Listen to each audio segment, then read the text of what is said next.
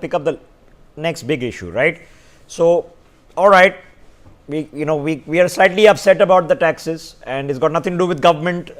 Same would have been true 10 years ago, and the same hopefully may not be true 10 years from now. We don't know, but it's always better if at least your income is going up year on year, and of course then the percentage tax you pay, but at least you have more money in your account, and the country's income or the sum product of its goods and services, of course, the GDP. We are about the 7% mark, slightly less, and unfortunately trending a bit downwards. Now, currently there is no major global crisis. I know there's Ukraine and I know the others are going on, but there's no major crisis. So hopefully it'll become better.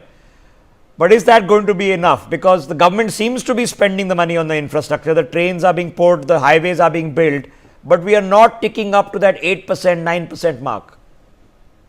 I think, Rishabhji, 8 and 9% is something which is very important, because I'll like to add a geopolitical perspective to it. Look, world has changed after Trump has taken over office. Now, I think there are 4 years ahead of us. Modi ji is going to be in power. Trump is going to be in power.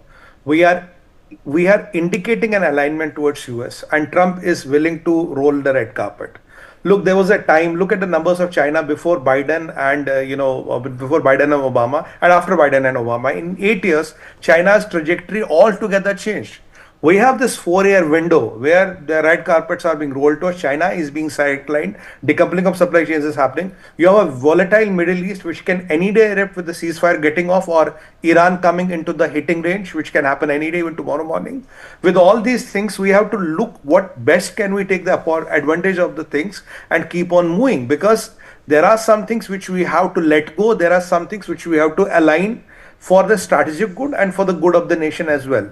And honestly, if you ask me, things like strategic autonomy may not be practically sustainable in the long run, because the world order is changing. It's not your intentions are changing. And for the interest of the Bharat and for the interest of all the Bhartis, we might have to trade off some things, and we might have to see how do we live on. Because that additional punch of growth is not going to come from the normal ways. If we keep on doing what we are doing last year, this year results are going to be no different from the last year. So what are we going to do different this year? What are those global opportunities which can come into us? And let us face, Rishabhji, people like China will not want us to be the #1 FDI destination. They don't want our startups to get the maximum money. And any point of time, and HPMV can peak up. Okay. It is dominant right now. It can peak up. So with all these, okay. So here's the larger picture for those who are interested, because larger picture does matter, right? So the state of the economy is pretty good. We've just got just under $700 billion in foreign exchange reserves. Okay. Yeah. Last year, which is in December 2024, the total FDI received by the country went past $1 trillion US.